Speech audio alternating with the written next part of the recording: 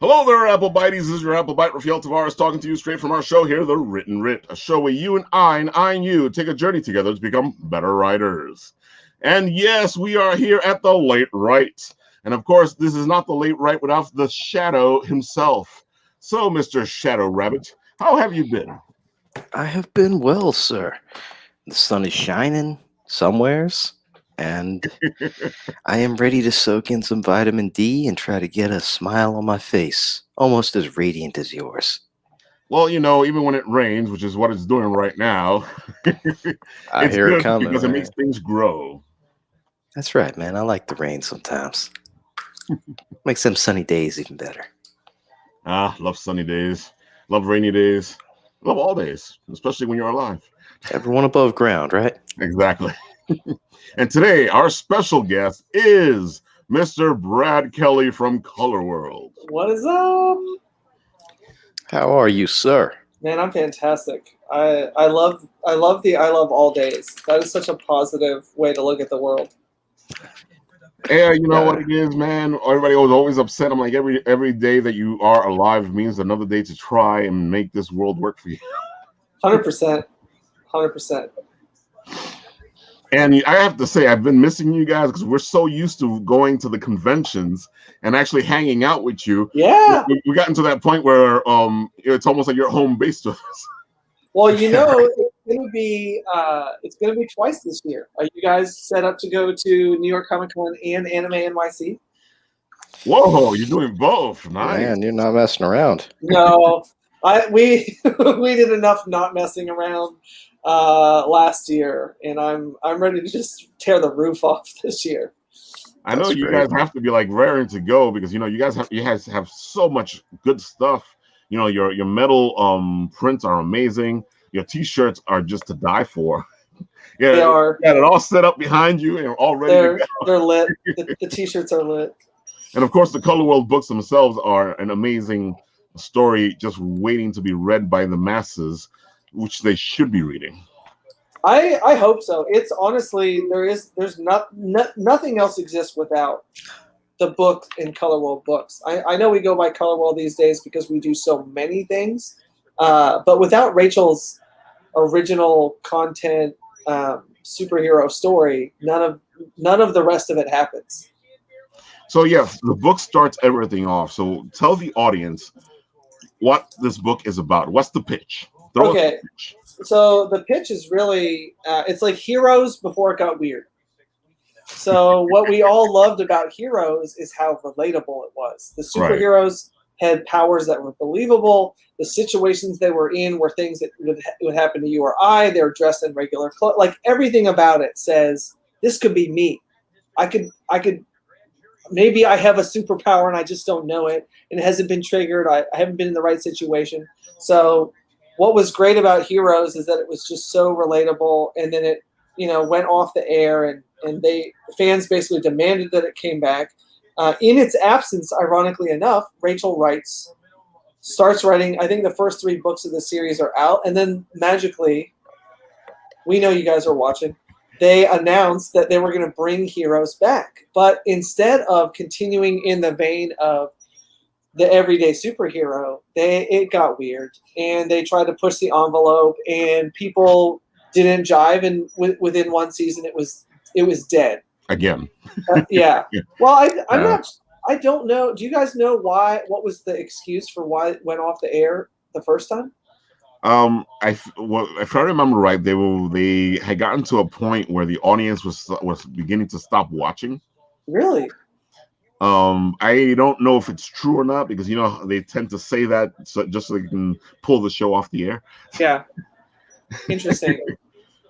Same thing with when DC pulls all its shows off of their cartoon channel. And they go, oh, the show's not doing well, but the real reason is that the toys aren't doing well. Yes. It could be that something outside of the story itself, like maybe they couldn't sell ads. Mm-hmm. It's possible. To that show. Yeah, that's interesting. Well, we filled the void, and we created, so it's about Wendy. She is a 19-year-old. She is broke AF. And the only thing that she can think, she mysteriously gets this flyer for an allergy study. She's like, I just need to be allergic to something. Great, no problem. Let's do this. I'm going to get paid. I feel like I'd have to ask Rachel if that. I went to an allergy clinic growing up, and I used to get paid, and they would like stick you with all sorts of things, and then they'd figure out it was like 18. They would test for everything they could think of, and then they would give you things and ask you to go out into the world and ask you if your allergies got better. So I wonder if that was what's behind this understanding of the allergy study. But it is a thing people do. And so she goes in, but when Wendy wakes up, they're like, yo, whatever you do, don't touch anybody because they might die. And she's chained to a bed, and then like her brother shows up later and is like, when you went straight rogue from the X-Men, this is crazy. You have powers now. She's less than thrilled. She's definitely not as thrilled as Ezra. He is an avid comic book reader. He's the comedic presence in the book series. His lines are hilarious. You can always tell when Rachel's writing Ezra. She will literally laugh out loud. It's as if she like steps out of her body and like gets to jump into these characters. And so when she's laughing as the reader, even though she's writing Ezra. Her laughter is coming from seeing Ezra through the reader's eyes, or through seeing Ezra through the eyes of whoever he's cracking jokes to. That's interesting. Yeah.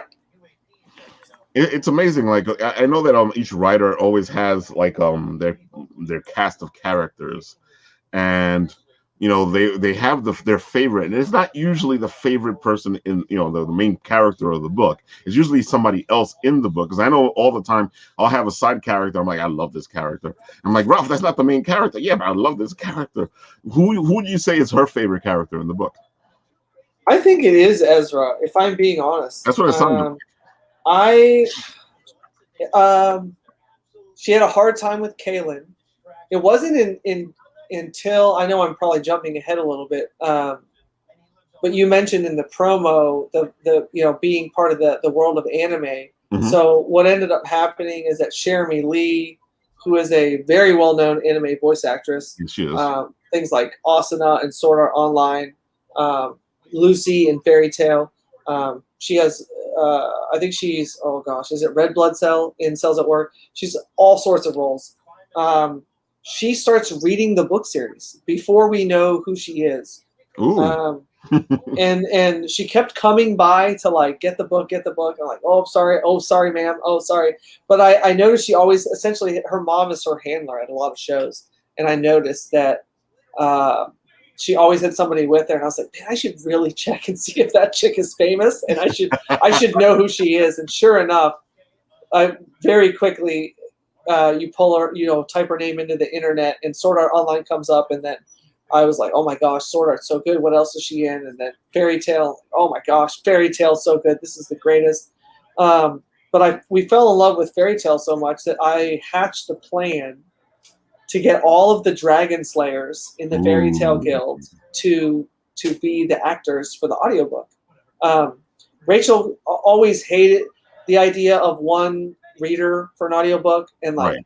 It's just goofy if a guy is doing women's voices. It's goofy if a woman is doing like, especially if the dude's supposed to be jacked or ripped or like doing some sort of, it's just weird. I get you. I've read my fair share of books, and it's kind of funny when you're going, and then he said, yeah. Like, that's not believable. Nobody's buying that. And it's even worse when I just read the story and go, and then she said, oh, yeah, how are you doing? So I always imagined a big cast. I wanted to do audiobooks in the way that I had heard old radio plays. Oh yeah. So like I grew up listening to like Green Hornet. We could like go to Cracker Barrel, and at Cracker Barrel you could buy a cassette tape, and it had these classics radio stories, and we went on these long car trips, and so we would listen to the Green Hornet as it was like it's like the picture had gone out on the television, but all the acting was there, sound effects were there, the soundscape was there, and I wanted to do that for Color World. We got because I'm old enough to remember when they would actually still play the radio plays, because I grew up in the 70s, and you would still hear them on certain stations, or PBS would pull them out of nowhere, or the public radio stations would pull them out, and it was always fantastic to just be able to sit there and listen to these stories. Yeah, I loved the production value. I loved how large it was. I loved how nothing was. It wasn't like the light version of something. I feel like when audiobooks first came out, it was like the budget version of a movie. It's like if we took absolutely everything that cost money away and we just stuck one person in front of a microphone, that's what audiobooks became. And so for Rachel, it was really unsatisfying to imagine her work in this medium. And so she did not. She had absolutely nothing to do with the audiobook. She wasn't really excited about it. Wasn't an audiobook consumer herself. And so there was really, like, it was all put in my court. Like, if this thing's going to happen, it's 100% on you.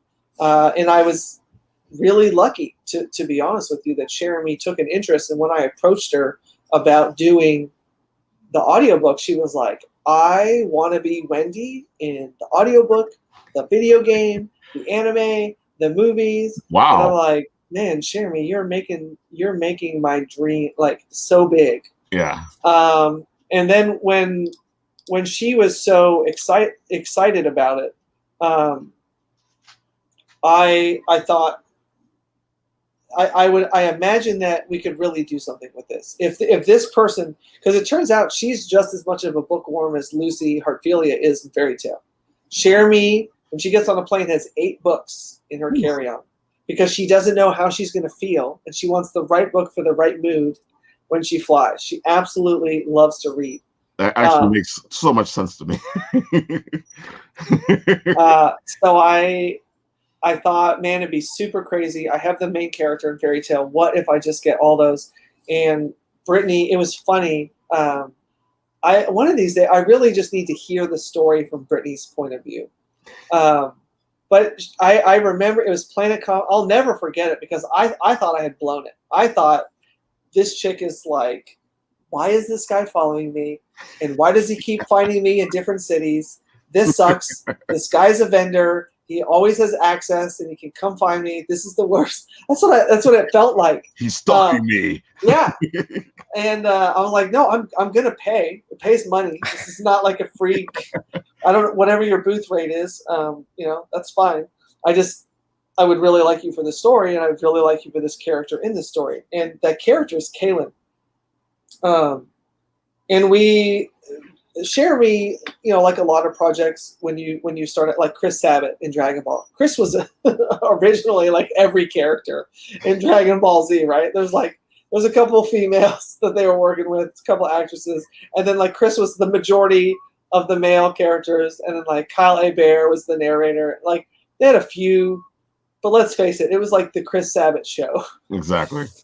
Well, it started out with just Todd Habercorn and Jeremy Lee, and Todd and Jeremy were playing like every character, and her Kaylin is okay, but man, Brittany very much dug Kaylin as a character, and you could tell when she got a chance to jump in there and be Kaylin, and it was we did Teleworld. Rachel was listening to the audiobook, doing the.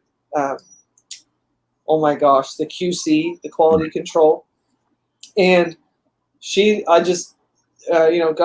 the phone with Brittany and was like, "You made me love Kaylin." I didn't know why fans had such a strong reaction. I didn't know why fans just love Kaylin. She is a huge, but Rachel didn't get it because for her, Kaylin was so far away from Rachel as a person that she's like. It comes out when she writes, when she has her hands on the keyboard. Kaylin comes very easily, but she never loved Kaylin like she did Ezra, Wendy, Gabe, some of these other characters. Right. And until Brittany Karbowski gave her life. And so it was really, you asked about what Rachel's favorite character is, and that's just a really long way to tell you that Brittany Karbowski like made Rachel love Kaylin in a way that she didn't before, and it was really neat to see how Brittany helped Rachel experience her own art through the audiobook. So it was cool. It happens. I know it happens with me. There'll be times where I write something and then I don't really like pay attention to a certain character till I'm reading it through. So like, you have to do the editing, all this and that. And then you go, oh my God, I didn't really think I would like you, but Yeah. it's just really cool. Yeah. Yeah, that means that someone's helping you breathe life into the story. You've kind of got this picture of them, but it's a reflection of yourself. And then once you put art out into the world and people start to interpret it and feed it back to you, I think that's awesome. That means you get to enjoy it from like a fan yourself again. Yeah, it's cool to be able to see it appear in a different medium. It's cool to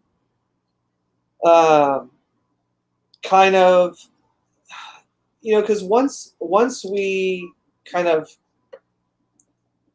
put the wheels in motion. So for instance, for Shadow World, Jeremy's going to do a lot of it. We're going to do it differently because of recording, because of pandemic, because of scheduling, all sorts of reasons.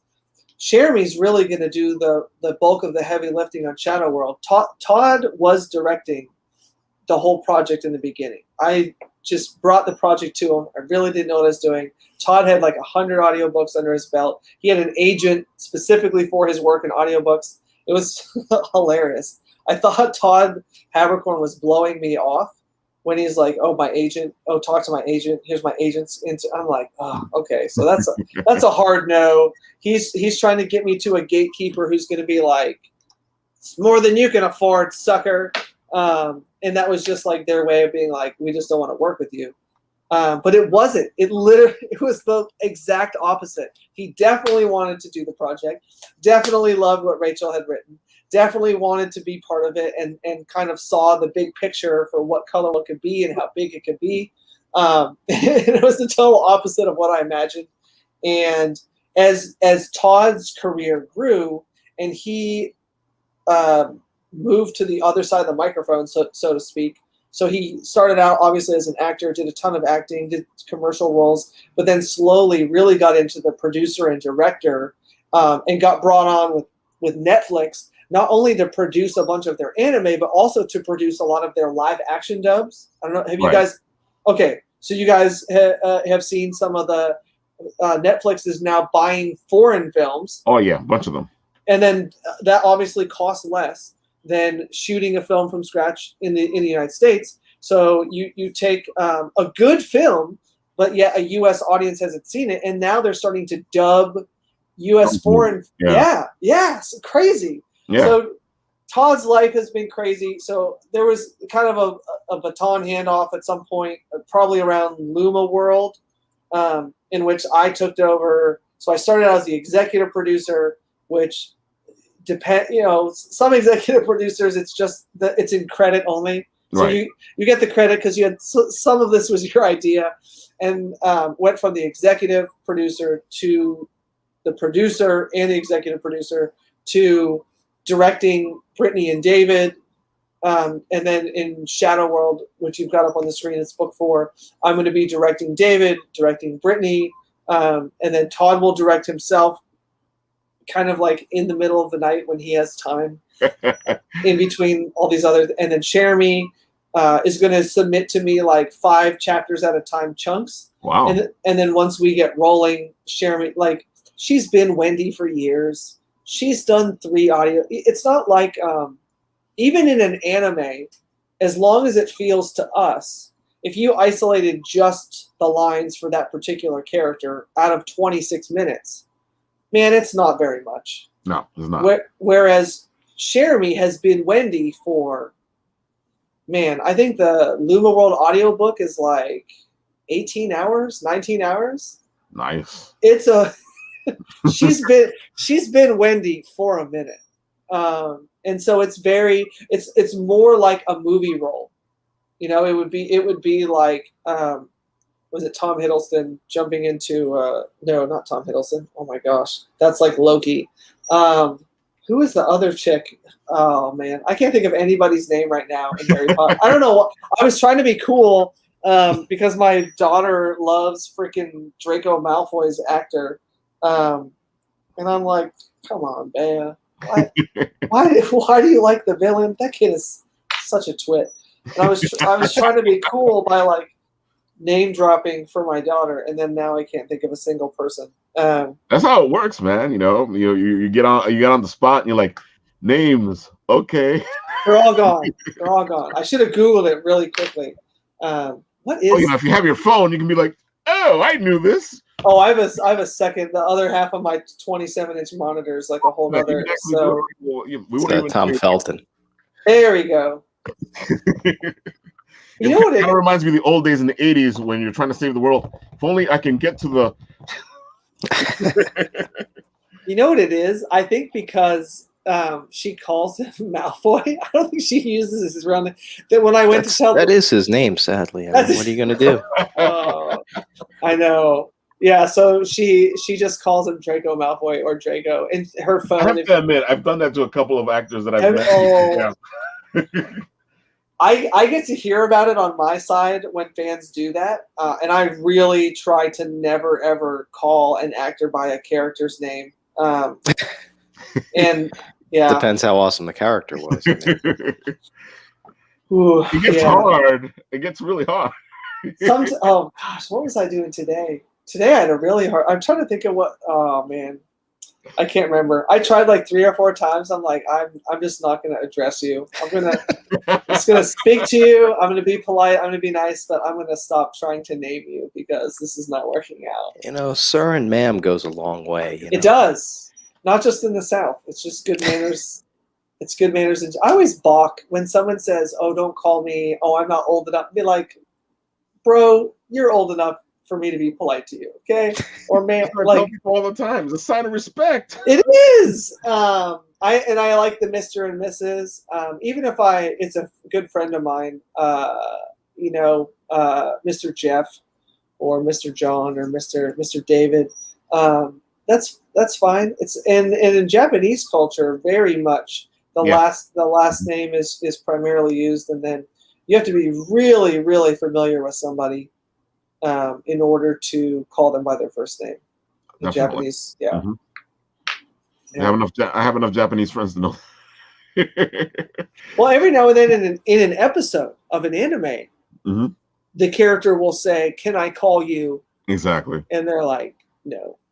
If they're trolling them, they'll be like, "You're not there yet." Like especially if it's a guy, like, "Can I call you?" And she's like, "But no, thank you." Not heard it yet, Kelly. Not so much. Yeah. Oh man. So let me ask you this. I can see where the story is progressing. You end up with the anime voice actors doing the book. And how do you end up having a show where they come on and you interview them? Okay, so let's see. I'm gonna one more play. I've been secretly multitasking. I have ADHD and I use it like my superpower. No worries. I'm doing like 10 things that you can't see right now. Good. I'm trying to like drop the links to this everywhere on the internet. I've gotten really good at it. Yeah. I've actually dropped the link like 10 times while we've been on the interview. Oh, that's awesome. That's awesome. Can you attribute which particular allergy study gave you this ability to multitask at such a high level? Good question. See, I got my COVID shot, and it opened up the chip, opened up my mind, and I've been able to multitask more than I was multitasking before. So that's the benefit of the chip, and as it unleashes, it only works in 25% of people, so not a guarantee. Oh wait, I didn't know that. So I could make bragging. It's what it is really it's just the inhibitor chip. So there you go. At some point, the Empire is going to flip the switch, and we're going to kill all the Jedis, and only those of us that have that their chip is broken are going to be able to save the day. Are you guys watching The Bad Just need to Batch? get your Ray-Bans, you know. I haven't had a chance to watch it yet, but I am dying to watch it because I did enjoy Rebels and I did enjoy that's the Clone Wars, and that seems to go in that direction. Well, it's okay. Do you want to know anything about it? Yeah, go ahead. Okay, so Wait, hold on. Give Spoiler everyone alert. a trigger warning on that. well, Spoilers. I'm only gonna say who the Bad Batch is. Let me see if I can do this without any spoilers whatsoever. Ooh. Okay.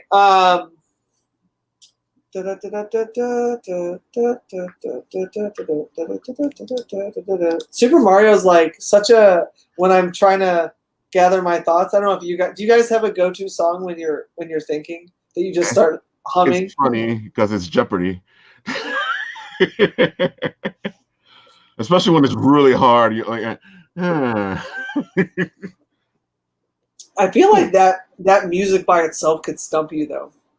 Oh yeah, definitely. The pressure starts to build. You're like, If I said Chumbawamba, would that be weird? Yes! That's a good one. That's a very good one. Okay, so that you're close to my age then if you know Chumbawamba. I get knocked down, but I get up again. I love it. I love a that. Great song. Yeah. I love that you know what else from that same era is great? That Wizard World used to play at the end of each night of a convention to like get everybody to go home was Closing Time. Closing Time. Yeah. Oh, so good. So I don't know what allergy study gave me that superpower, but I do love that you explicitly mention the elephant in the room. Because I have to tell you, I really don't like conspiracy theories. And there's so much evidence to show how much harm they actually do in the public zeitgeist. There was a really great episode of John Oliver that was like, anti-vaxxers don't actually have to convince you not to get the vaccine. They just have to raise enough doubts about it to make you go, maybe not. And that's enough. That's it. Yeah, that's it. And so I legitimately, if you would have heard my phone calls that I had with people in March and April of 2020, I was like, this is government engineered. They are getting us into our houses. We're not going to be allowed to vote. They're gonna make everybody vote on like paper or electronically, and then the vote's gonna get altered. Like this is all a government, and then they want to get us addicted to free money, and they want to get people out of the workforce. And like I'm 100% was very.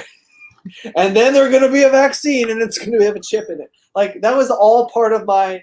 I didn't say it out loud. I didn't say it publicly. It was just so unnerving in the beginning because the information and the misinformation. Oh, so much. CDC wasn't on the same page. Our president wasn't on the. I don't know what page our president was on. Well, he's actually from another planet, so it totally makes sense. I mean, the other world leaders, like, nobody believed anybody. Nope. Half the people were like, woo, let's do this. Like, Party! Yeah. And then the other half of people are like, they wouldn't take your phone call because they thought they'd get COVID if they took your phone call. Like, they were barricaded. They weren't coming out. We had shortages on toilet paper. Like, it was crazy. It was one thing after another, and it all felt like end time stuff. It was crazy. I do think we're going to have to pay the piper at some point. Are you guys familiar with like what the price of lumber, all that stuff that's happened in the last year since this whole? Maybe you guys don't know. I mean, you guys tell. I don't want to. Building materials have gone up quite a bit. Yeah. In fact, everything that comes from a non-renewable source, I would say, is non-renewable and being depleted and valued at a different level than pre-COVID. So, I really can't I really can't view this. Oh, they really want me to have that chart. I found a chart, and I was like, oh, this is awesome. Is it connected with string to thumbtacks? Because I have been extremely tempted to make my COVID project. One of those crazy person things on the back of a wall with newspaper clippings and it started Writs. Then it went over here. All right, so here is the price of lumber. Here is the price of lumber. And the problem with this is people often think that inflation is this imaginary force, and that it's like uneducated folks will think, oh, inflation is this thing to fear, and I know that when the Fed does this, it means this. And the reality is, when somebody can raise the price on you, they will. Okay, that's it. And so when we're talking about, for instance, the price of lumber, well, when traders get a whiff of something, because lumber futures are traded, just like all commodities, cows, right, livestock, all this coal, oil, natural gas, it's all traded on exchanges, right? Because a farmer has to be able to sell futures into the market before their crop is ready, to maybe take advantage of a price disconnect. And so these financial instruments that have become available to all of us used to be in the hands of just the people that needed them. Right. And when a good trade happens, don't fight the trend is one of the things that you learn very quickly when you're investing is you and your amount of dollars are not bigger than the trend, the overall trend. And betting against it's a good way to get run over. So when the market gets whiff that there is supply chain issues in something like lumber, then they'll bid it up, which will eventually affect the real price of the commodity.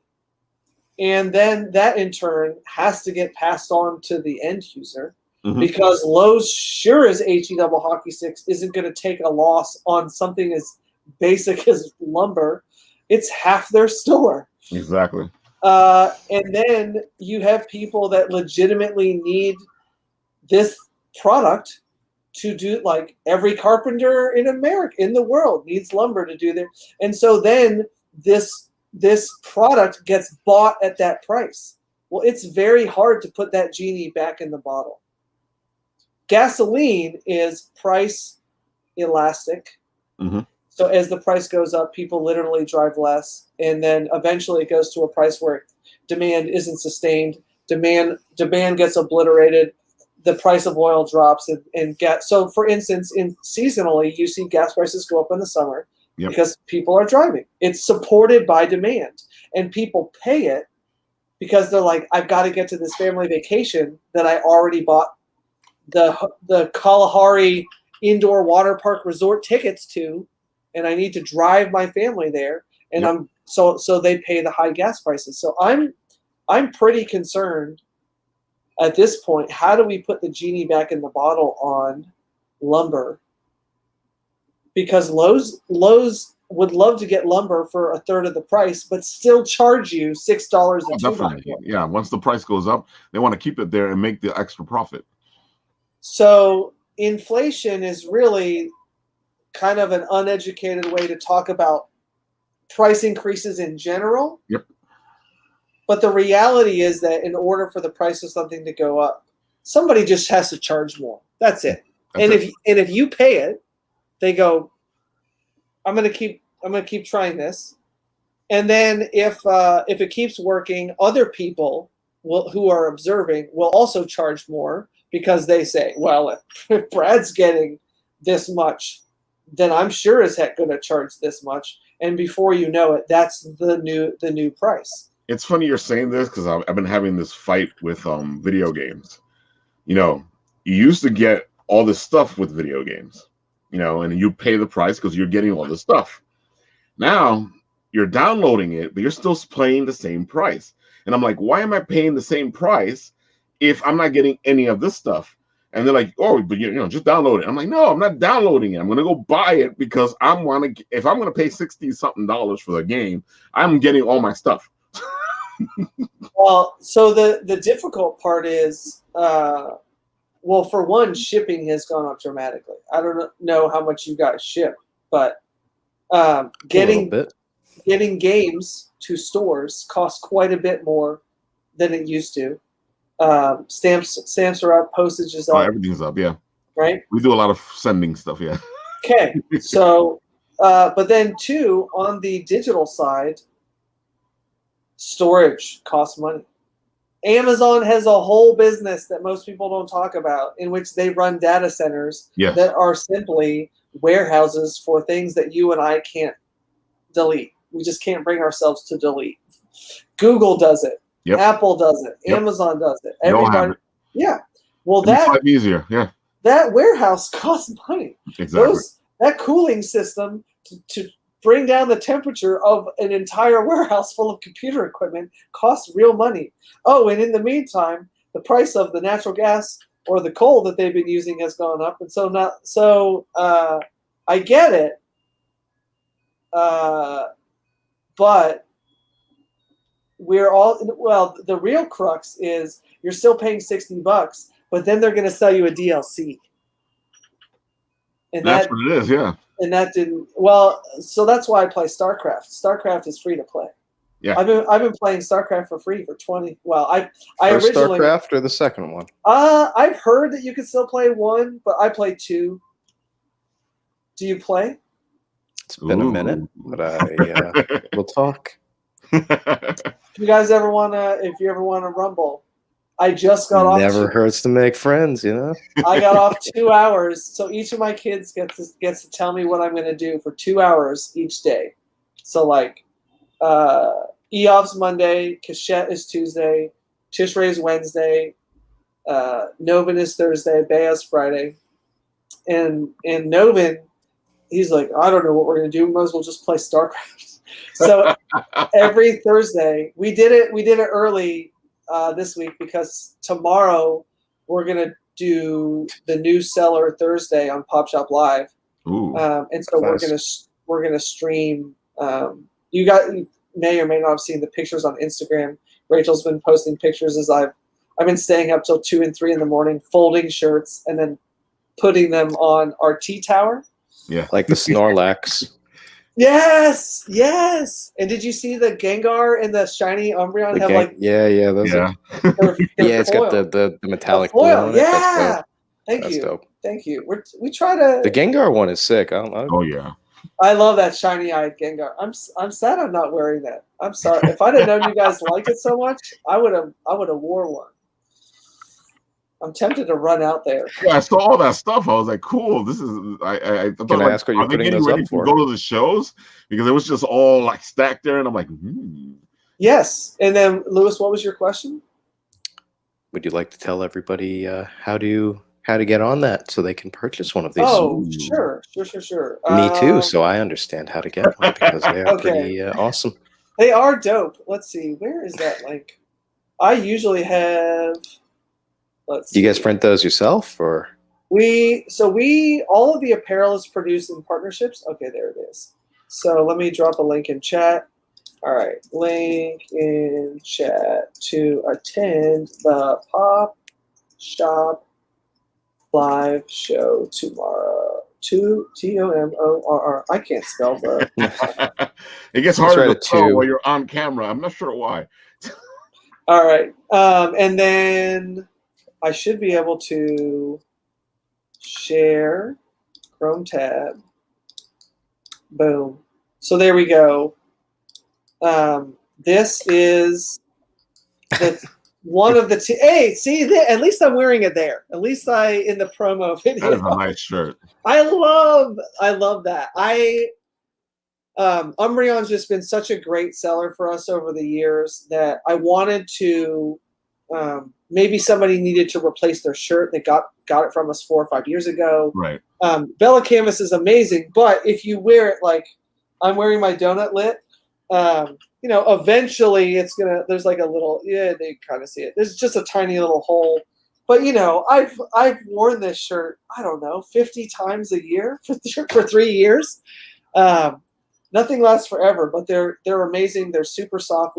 We're a little snobbish. We always wear Bella canvas for our shirts that are original design. In fact, it's become kind of an industry standard. I'm noticing that as shirts come in we do a lot of officially licensed stuff. I can tell it's Bella canvas, or sometimes they'll even have the tag still in it, and they'll let us know it's Bella. Now it's kind of like, yeah, it's Bella. I'm just gonna leave that tag in there. But yeah, behind me is all the officially licensed stuff. All those white bags that I'm picking up we started doing blind bags. So it'll be like 3 shirts from the same genre. I tell you what the genre is because I can't stand getting a blind bag and not loving what's in there. And so I'll be like, it's 3, so that's 3 Pokemon shirts. You can see a little Pokeball. That's My Hero Academia, that Dragon Ball Z. So we put the little the logo on it. I want you to be surprised, but not like super surprised. I want you to feel like this is worth my money. It's unwrapping. Yeah. So we put it in a nice bag. We we put the label on it so everybody knows what it is. And then we'll do some of that tomorrow. But that's so in the chat should be the link to it. And then I guess I should have the code. The code is Man, where is the code? I'll find my dashboard so I can make sure there's like a code until we hit a certain number. Right. We're private, sadly. So we're kind of doing a membership drive now there it is. There's my live code so I can get logged in and tell you guys what the show code is. Once we hit a certain number of followers, there it is, BRKETA. Followers on what platform? On Pop Shop. All right. The show, let's see. Is Pop Shop an app? It is, yeah. Okay. Pop Shop, show question. code. Yeah, it's, okay, so how did we get to, well, the first leap came Marquetta. from, right? Yeah. Or Be Right Back, or Brad Kelly, ETA. I don't know. There's a lot of ways to, it's basically Burketta. I like it. It's an auto-generated code. It looks like it's like a real word. We were at a show. I always give Jerry credit. I always want Jerry to get his comeuppance, his due. He basically, we were having a tough time. The RV life was very hard. Being an author on the road, someone like Lance Conrad, he'll sell 150 books at a show, but he is a heck of a salesperson. Those of us that are less intense in our sales pitch don't generate, the average author who doesn't just hunt you down or put a book in your hand at a show. That's how they get you. They'll put a book in your hand. So if you don't like salesy stuff, just keep your hands in your pocket when you go by and give me nothing. Yeah. Then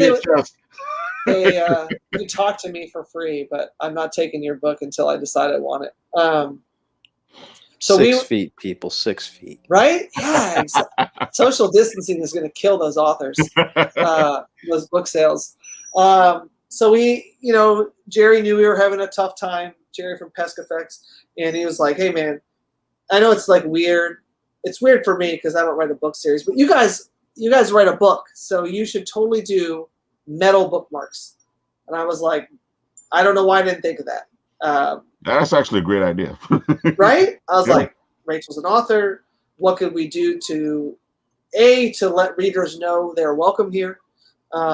It's tough to see, a little table with some books on it.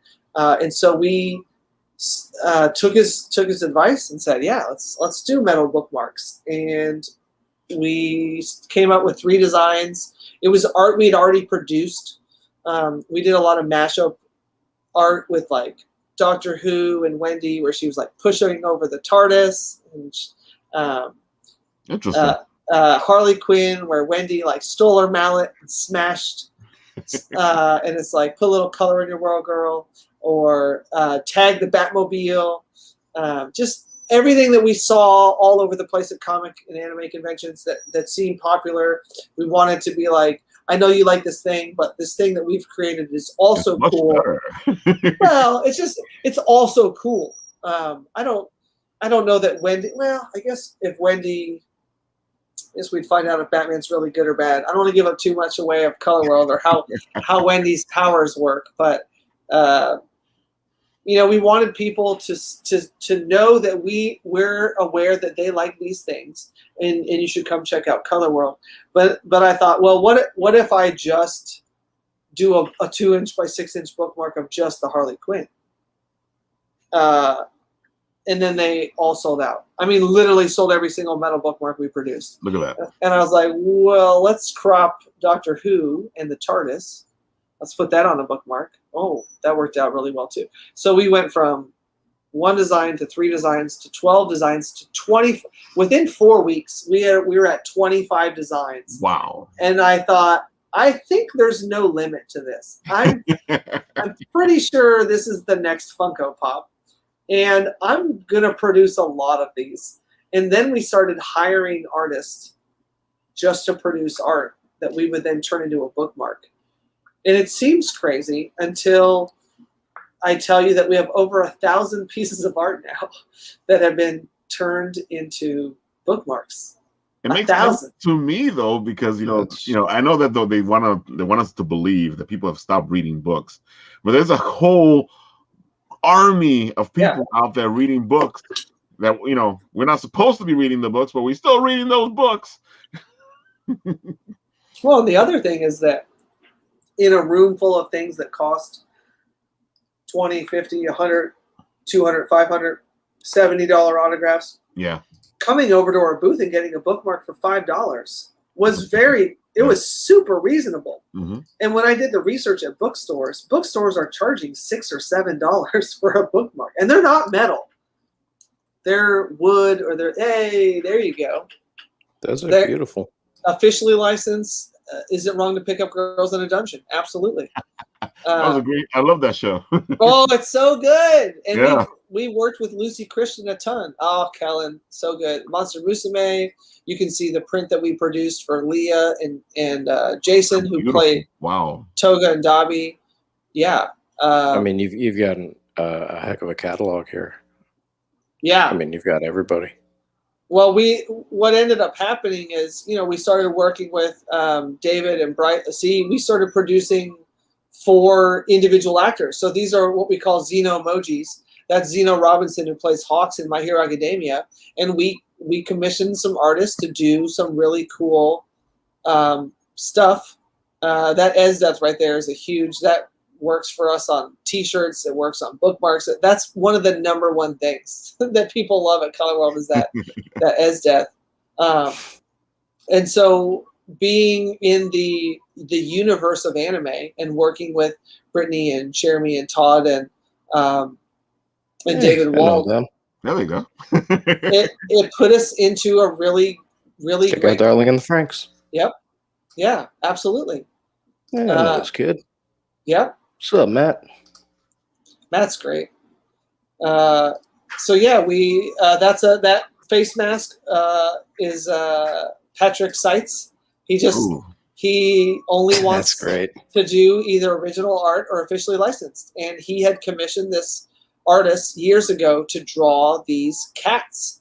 And it's just like a picture of a big old goofy, lovable Patrick Seitz holding just cats everywhere.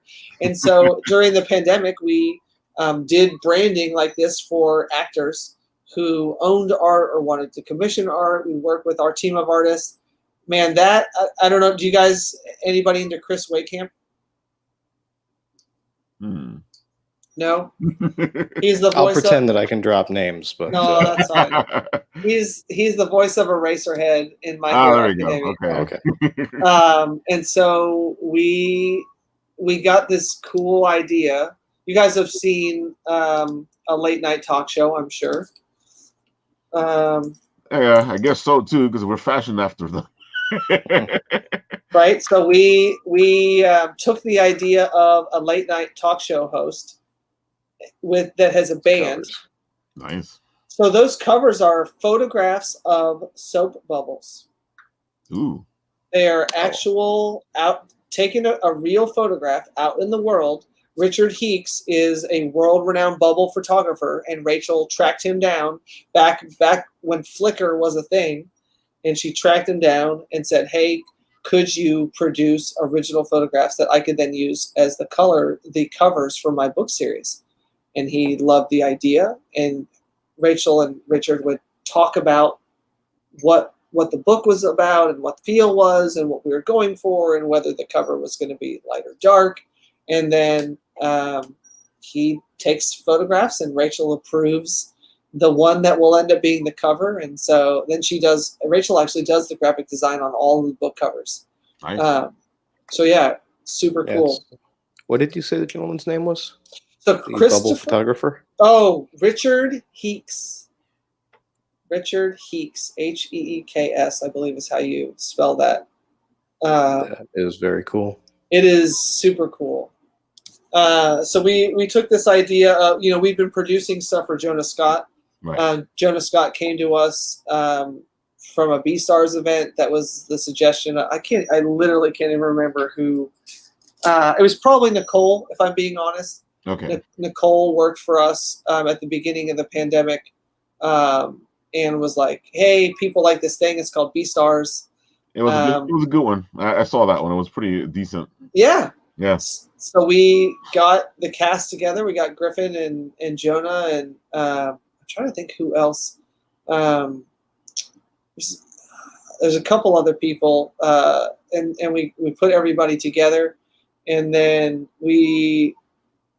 Jonah didn't have any merch, any art, any metal, and really quickly grew a great fan base and some art. So, there's a picture. You see Eov at that table?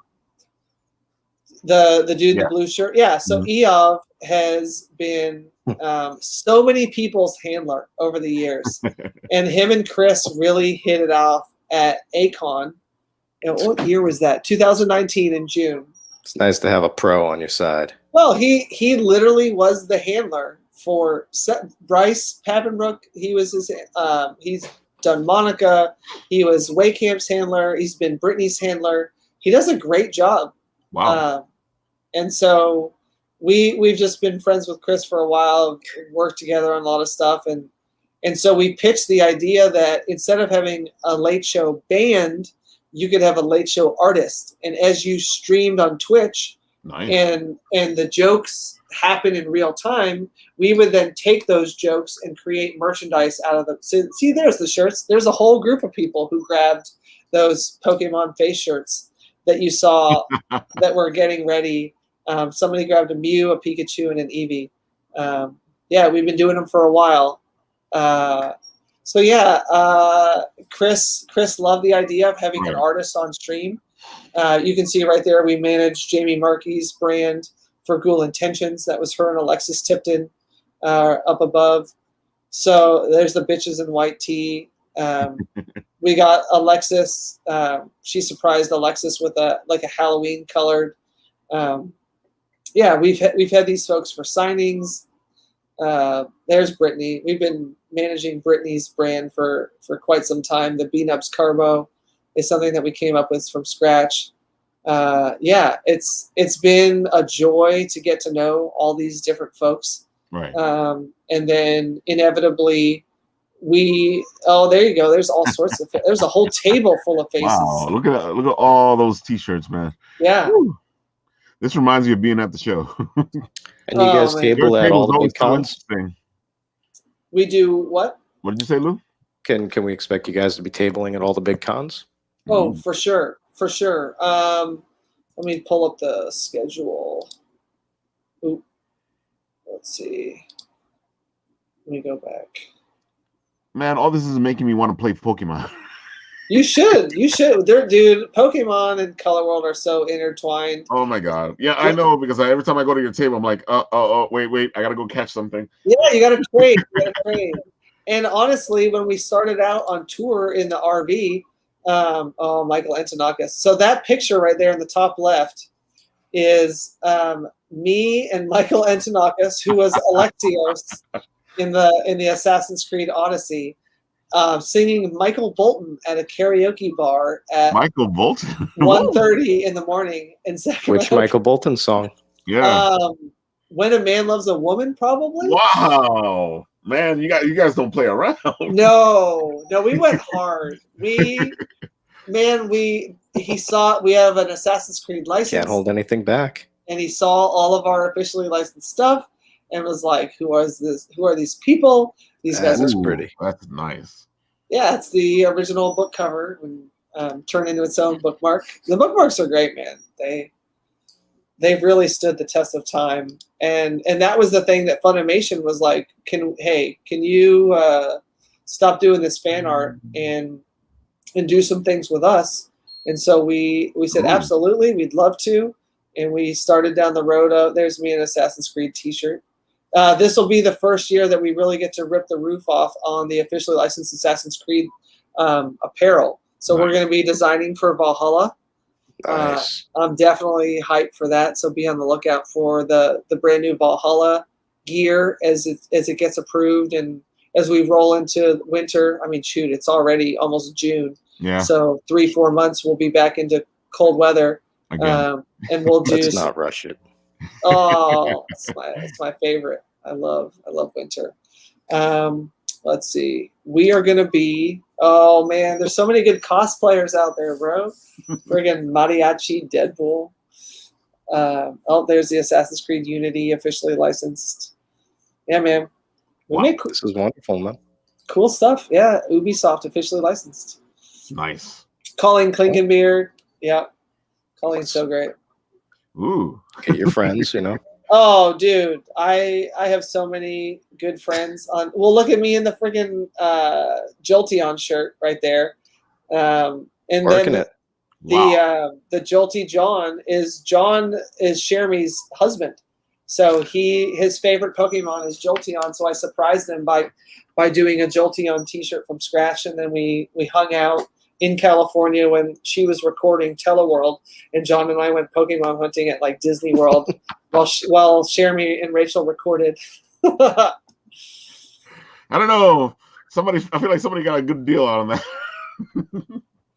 I mean, next. Oh, there you go. Guys. Yeah, there you go. Yeah, just nice shirts, man. Nice shirts. Thank you. Trainer Tips Nick is one of the original Pokemon Go YouTubers, and so we made him a sand slash shirt and surprised them and met him at Long Beach. And Nick is a very cool guy. So yeah, if we find out someone's into Pokemon, we usually oh man, do I have it in my pocket? Megan Hollingshead is the voice for Morpeko. And Morpeko, let's see. Oh wow, hold on, I'll put you up. Oh, looking good. Wow. Look at that. Then when Morpeko gets upset, it gets hangry when it's hungry. Oh, that's cool. So, I like the reversible. Right? That is cool. Yeah, so How do I feel today? So I usually wear this side just because I really like bright colors. So I messed up. Man, can you even see? Is that this line right there is a straight line, like the mask was folded a little bit and it didn't sublimate, and it might have been, I don't know. That's probably it. That's the only mistake I can see. But I was like, oh, I messed it up. I guess I'll keep this one. And then we oh, you gotta love that. That's the sample one. we sent the rest to Michelle for her order. But yeah, we've been put in proximity to really cool people, and had the opportunity to create merchandise, hire them for the book series, manage their brand.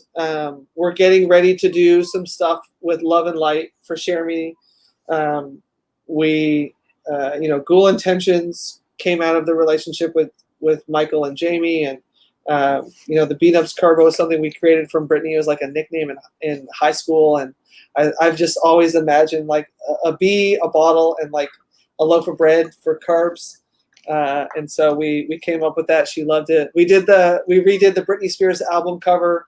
It says it's Britney bitch, but it's Britney Karbowski instead of Britney Spears. So we like to have a lot of fun.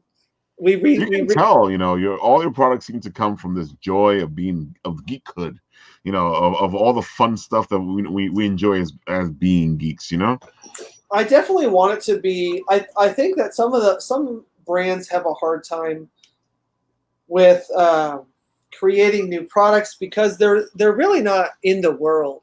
Right. If you have some person in an office creating something that doesn't really know the fandom, then you just really have no idea if it's going to sell or not. I have to agree with you. Yeah. You can feel when someone's just checking off from a list as opposed to they actually have some kind of personal attachment to the character. Yeah. So these ones you can see it, like you guys care about this. There's soul to it, Yeah. We just sent Steve Bloom we did an original Spike Ice Baby, or it's the original Vanilla Ice album cover from oh my gosh, what the heck is that?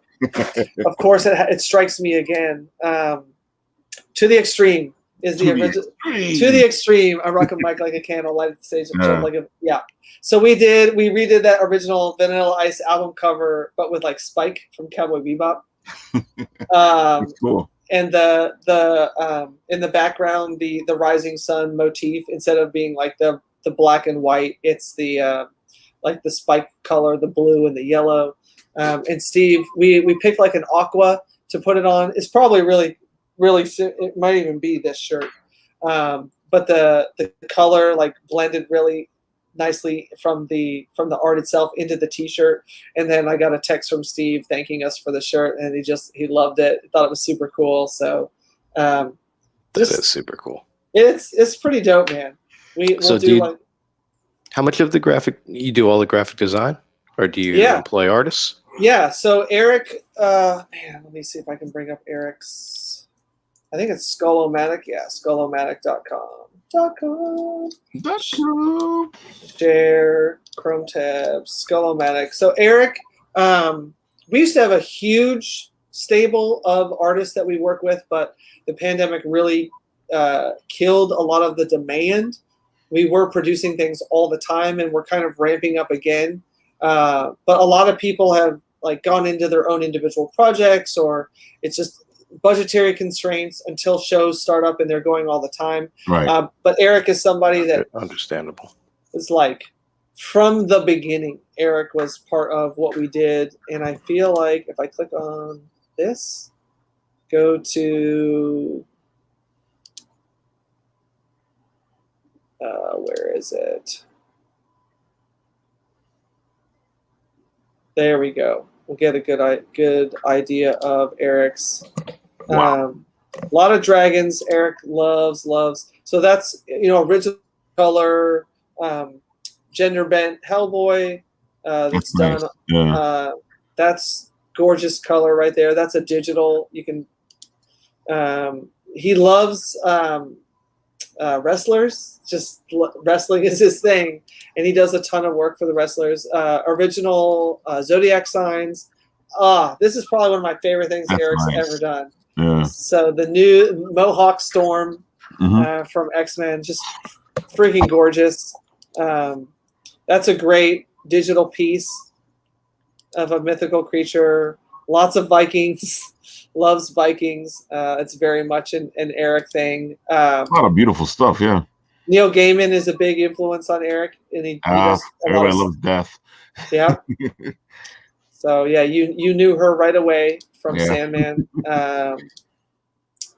Did we check? So yeah, these are photorealistic. Wow. Yeah. Yeah. Yep. So digital paintings. Eric is just amazing. Yeah, he's freaking phenomenal. There's there we go. That's an important one right now.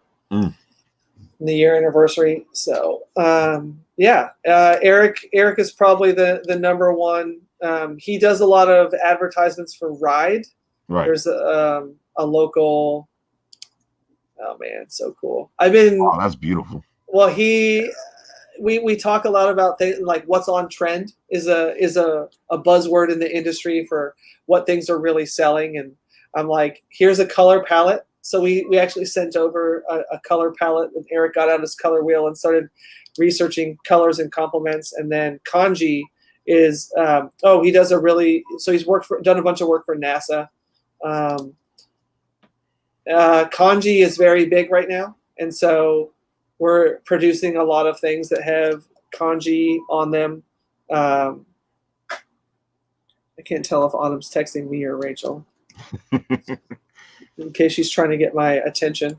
But yeah, you can really see the influence of the color that we've been working with. Yeah, just really, really freaking and cool. This has to look good in metal because it looks like it's made for it. You know I'm a color guy. I love my colors. Go ahead. Where do you come up with the palettes? Gosh, is it just you just come up with some colors you like, or is it no? Is it given to you by the clients or anything like that? There are things that we do work with that come with. Man, I wonder if I have a style guide. Yeah, just out of curiosity, because those don't look like normal Pantone colors on this. So. No, so I really like to push the limits.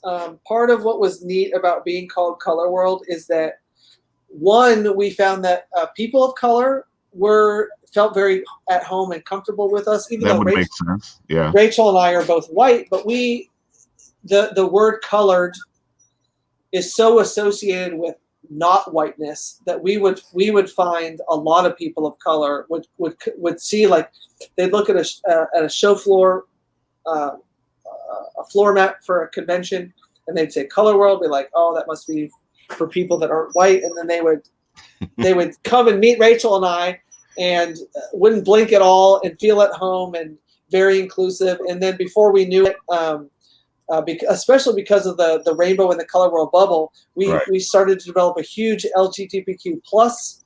I was just saying that has to just follow along with what you're saying too. 100%. And yeah. And it turns out, and I didn't know this about David when I hired him, but it's irrelevant in terms of, I hired David because David's an amazing actor. Exactly. Had no clue about David's background or person. And as I've gotten to know David, there's quite the bromance with David Wald and I. We did a segment called Making Anime Gay Again. And it turns out that David was kind of turned into the poster child for LGBTQ plus anime. He didn't really want to do it. He didn't want to wave the flag or carry the torch simply because he was gay.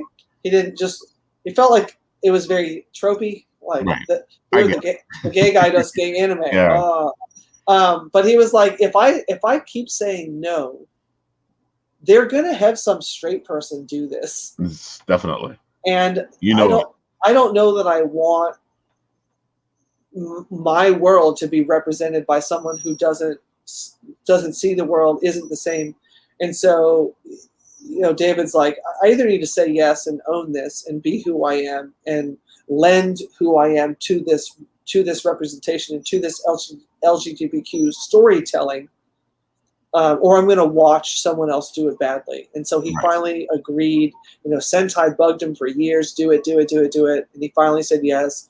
And then now he's doing some titles for Funimation, and he's just really given LGBTQ plus people a way to engage with these amazing stories in a very authentic way. Mm-hmm. Has been able to hire actors that are gay, has been able to hire actors who are not gay that just do such a spectacular, David Matranga is very much not a gay guy, but David Wald hires David Matranga, who voices Todoroki in My Hero Academia, hires Matranga a lot because of what a terrific actor Matranga is. and when David brings him into that space, knows that he can trust him to tell the story authentically. Right. And then is able to take advantage of folks that are openly gay. Damon Mills is somebody who is J. Michael Tatum and Brandon McInnes, who can bring those folks in to be authentically gay in the booth, Right. in the storytelling. And so, yeah, David and I, I have been given the most. I'm 6 feet tall. I have 3 bachelor's degrees. I'm married with 5.8 kids. I own my own house. Thank you. I have the most privilege that you could have. So I like to take that privileged currency that I've been given and go, but this person doesn't look like me. Let's go talk to this person. You had asked the question, how on earth did I end up in a position to then launch this online brand? Mm-hmm. And originally the pandemic hit. I was on the phone with Leah Clark. We were joking, like, what on earth are we going to do to get through this? And Leah joked, let's have online conventions. That could be a thing, right? Exactly. I don't know. Could it be? We can try. I don't think I have a choice. I think I'm either going to starve or live off the government. I'm going to be on food stamps and welfare and assisted housing. I'm going to be on unemployment. I'm going to be on all these government programs if I don't figure this out. Unless you have 1 or 2 shadowless Charizards, I hear those. I apparently don't own the right Pokemon cards. But I figured I will. I know somebody. Let me call up my friend Bryce Pappenbrook, who's a tech guy, who's been involved in several startup companies and knows tech things and is a tech guy. And I called up Bryce and I was like, "Hey, do you think we could make Tixer do this thing that it wasn't designed to do, but it could totally do it? What if instead of selling tickets to an in-person live event, can we just sell tickets to like a virtual event? Right? That could be a thing, and we'll work out how much everybody gets paid. And I have no idea what to charge because it's all new, but I'm sure we'll figure it out. We'll do whatever the actor thinks is fair." And Bryce and Leah volunteered to be the first guinea pigs to like work out the kinks and see what could possibly go wrong. And they were both good friends of mine. And so, yeah, we took this, what started out as a joke between Leah Clark and myself, and brought Bryce Pappenbrook in and brought Chris Woodard in, and the 4 of us kind of hammered it out, what it could look like, what would we do, how much would we charge. And then during all this building, my friends like Christopher Waycamp, Colleen Klinkenbeard, Brittany Karbowski, they're all like texting me like, "Are you okay? Are you screwed?" You know, because they for the first little bit could still do their recording part, and then they lost the ability to record. Yeah, because everything's shut down. But then very quickly, Funimation's like, if we don't have a workaround for this, we're toast. Yep. Yeah, and home studio. And so they started sending these kits to actors and getting their engineers on Skype and Google Meet and Zoom and getting their engineers to walk actors through how to set up their home studios. And then as that proliferated and we all kind of got comfortable with the idea of being on screen, we just expand, more of my friends would text me, email me, call me. "Hey, I saw that you did this thing with so-and-so." We're like, "Oh my gosh, yes, I would love to." And then before you knew it, we thought, well, we can involve some agents. So I'll go contact somebody that I don't have access to and see if they want to do it. And so we made all sorts of new friends. And it all kind of arose out of Jeremy finding the book series, falling in love with it, getting into that world and being friends with folks, doing the work on people's brands.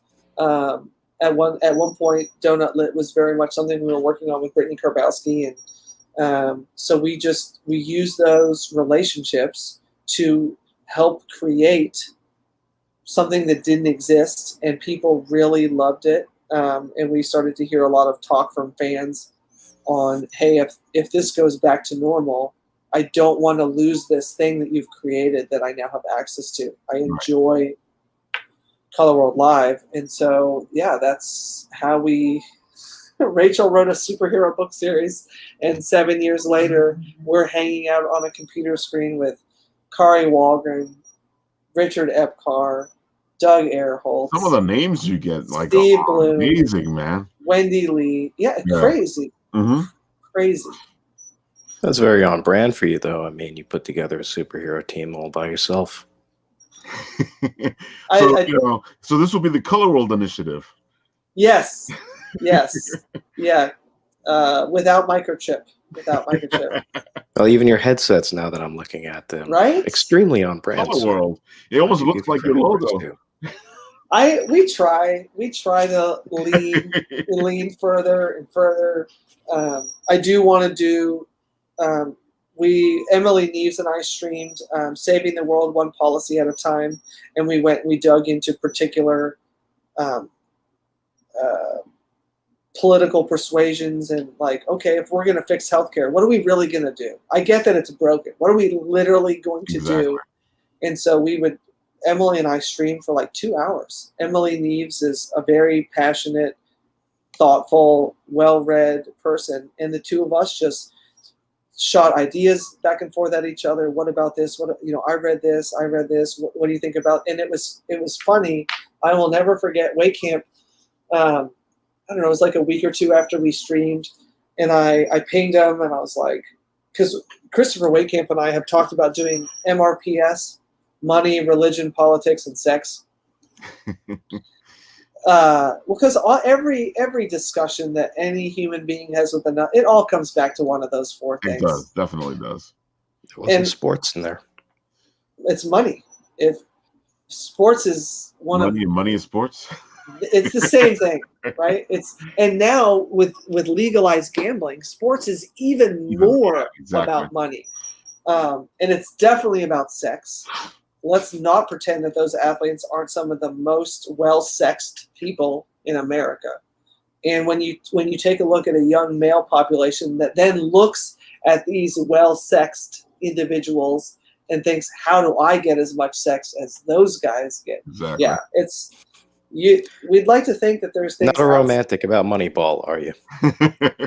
I am such a gross reductionist when it comes down to it. Most things are all reduced to MRPS, and I'm a numbers guy. One of my favorite things I used to manage money for a living, and similar to how I've gotten to know all of the folks in the anime industry, I similarly got to know Jim Cramer, John Najarian, Pete Najarian, Guy Adami, Steve Grasso. In fact, I called a lot of those guys at the beginning of the pandemic, trying to pitch the idea of what Color World Live could be, and could we do it in finance?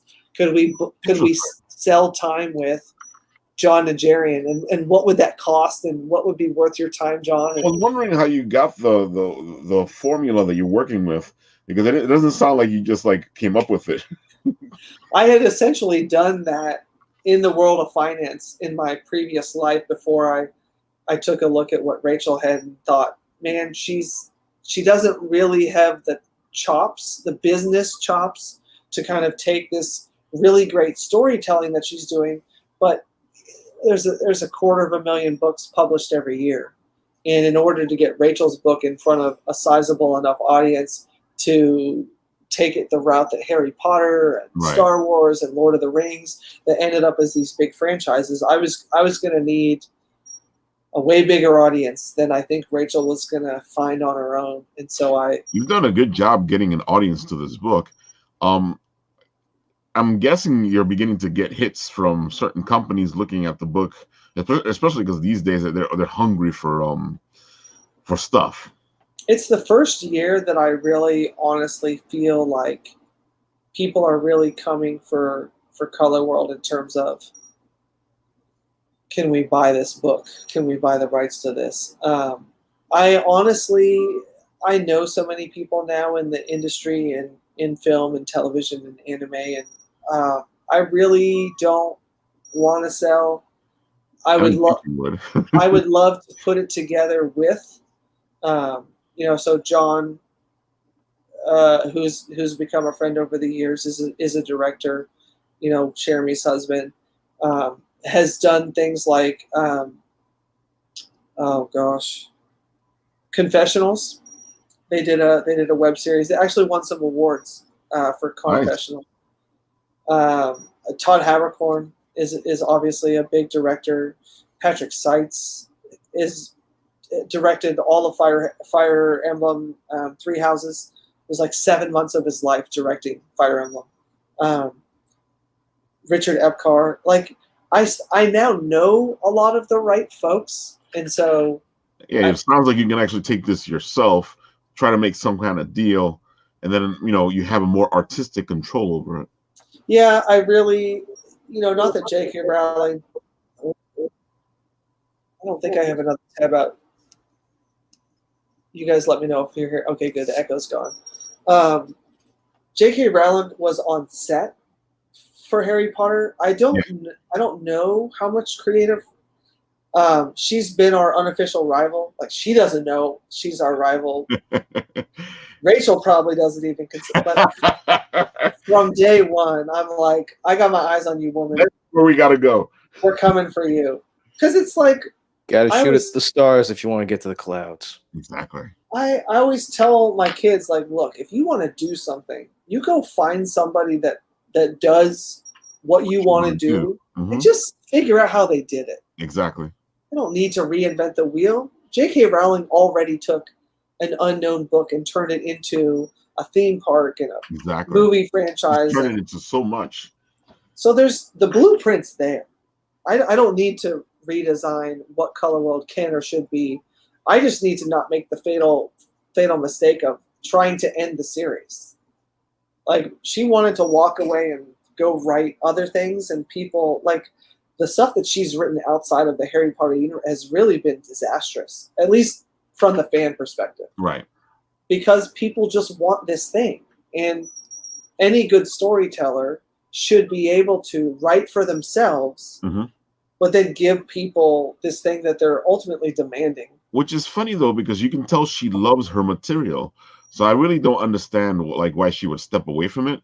I love the play that she did, which continues the story, and I hear they're making that into a movie, and that's what people have been looking for, is the continuation of the story. And I have a feeling this thing's gonna do well, and she's not gonna know what to do with it. Either that, or she's gonna have to jump into the series and create the next part. Sorry, sir. Well, where do you go? I was going to say I would love a one-shot Quidditch movie, but that's just me. Something to the vein of Radio or Remember the Titans. You don't need to continue your story when you've made a universe. Why not explore it and not ruin canonical events? It is true that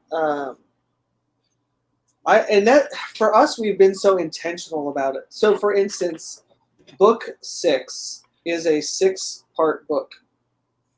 And I can't believe you're up to book 6 already. Well, and book 6 is 6 parts. So Rachel's putting out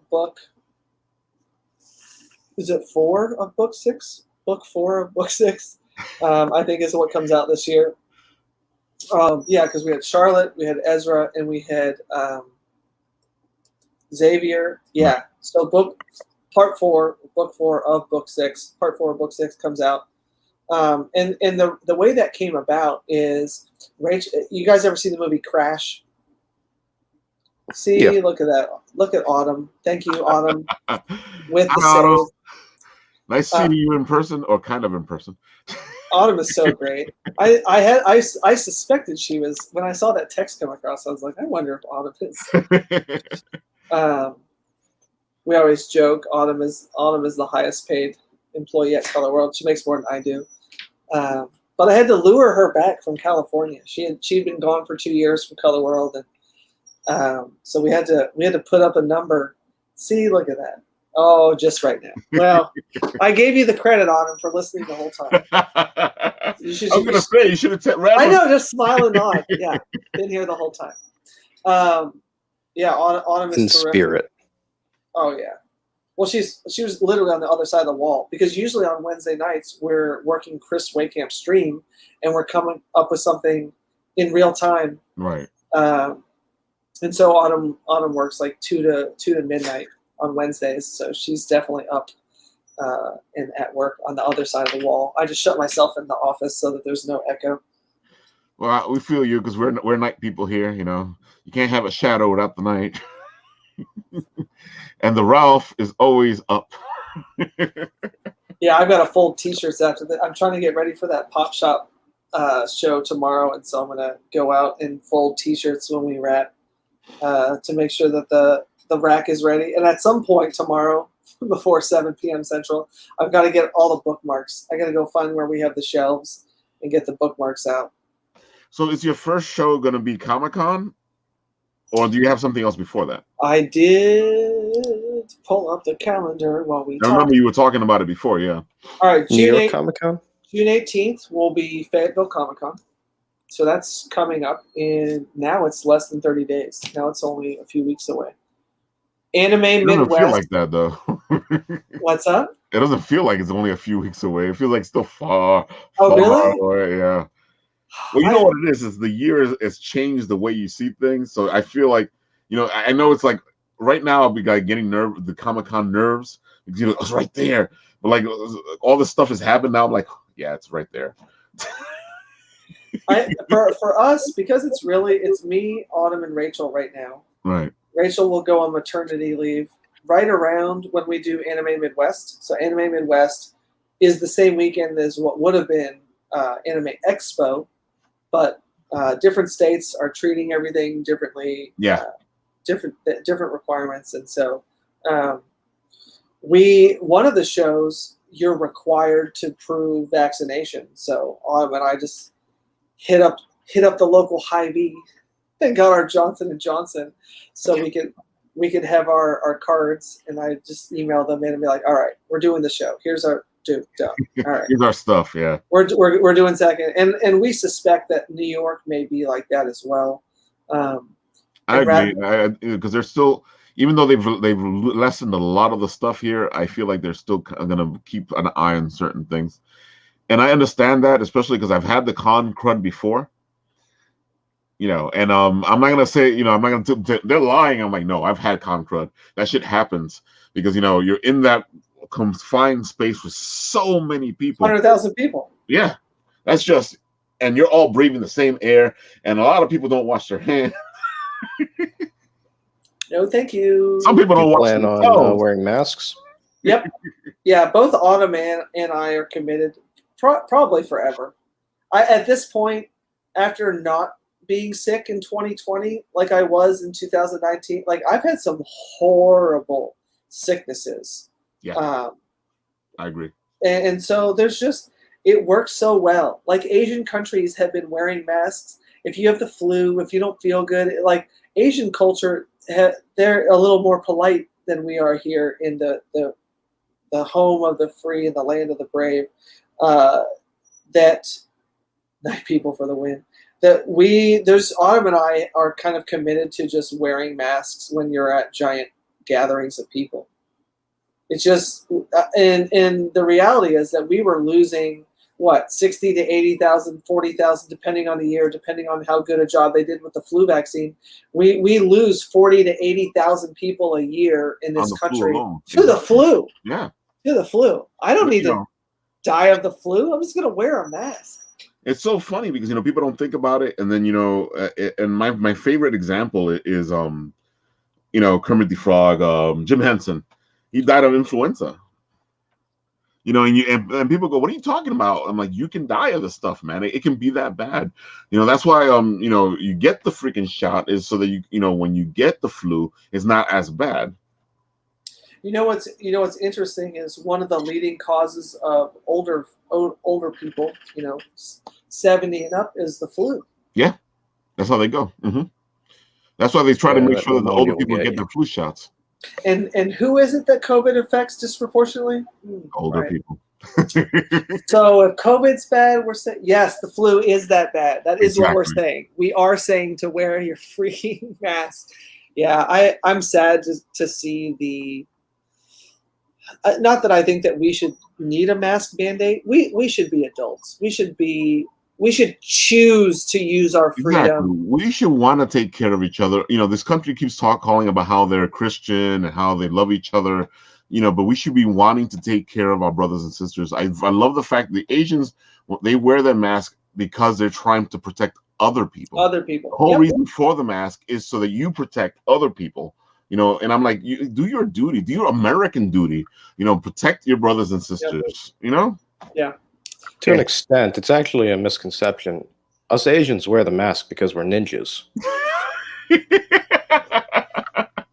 And now that it's socially acceptable, I we're have just to not agree going with back. you because Kadma's been wearing her mask since ages and ages. And if you run into Kadma, she had the mask on before, and now she just blends in, which is really dangerous. We do not want Kadma blending in. I'm telling you. There's gonna be straight ninjas everywhere. Now you'll never know. You'll never know who the real assassins are. Exactly. They're just gonna come out of nowhere. Who I did fear the studies on mortality rate from shuriken damage, but I guess that'll come out in time. Well, we'll see though. You know what? What would be really interesting is have dentists suffered as a That's a good result? question. I'm sure they have. Yeah. Right? Yeah. I tell you, I know the makeup industry has suffered because I To bet a certain it has. extent, man. Really? To a certain extent. I mean, Oh. topiceuticals is always there. Vanity will be one of the last things to go. Well, I wonder if because everyone's on screens now, everyone's like on camera. So Yep. like, is makeup use going up? Because that's a good question. Mm-hmm. man, the things that I need to get on a conference call for. I wonder, Liz Gotta Claiborne. moisturize. Liz Claiborne. Uh-oh. Publicly. This show has become so many things. Yeah, you guys can blame me for that. That's all. Oh no, this is just so much fun. It's all geekery. And what's the written writ but geekery? Golly, who owns Liz Claiborne? All right, was sold to J.C. Penney. Yeah, which is funny because they're not doing that well right now. J.C. Penney has so much exposure to things that are not working. Exactly. Because I know they during the pandemic they've already closed a bunch of stores here in New York. Big makeup brands. There has to be one of them that's publicly Chanel, Estee Lauder, Dior, L'Oreal, Lancome. Oh, you know what?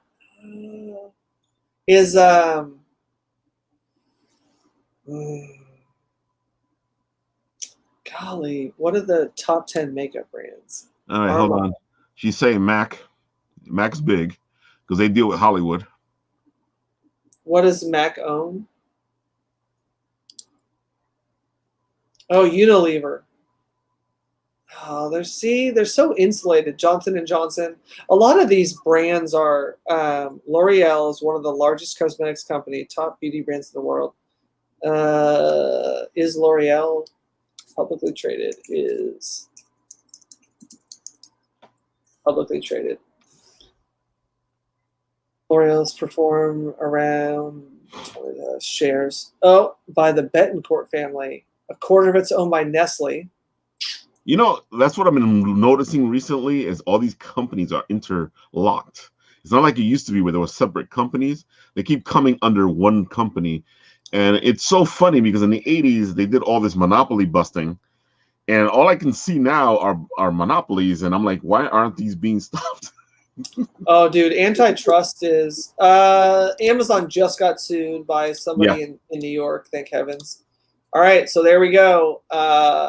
The makeup, there's a 1-year chart of L'Oreal, and they are doing just fine. Yeah, they're doing fine. Just fine. So yeah, I've got a feeling the topiciutical industry isn't doing too bad. Nobody cry for look at it. Okay, it has no PE ratio. That's interesting. I'd have to dig into that. That should mean that it makes no profits. Golly.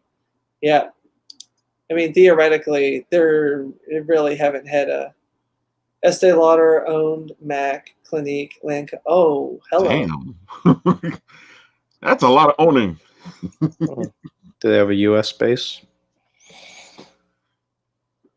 All right. Oh, EL. All right. 1 year. Nope, they are just fine. Oh, they're doing just fine. Yeah. Just fine. It's up, what is that, 50% Yeah. in 1 year, 50% return? I think you're right. I think it started off that nobody was wearing anything because nobody was being seen.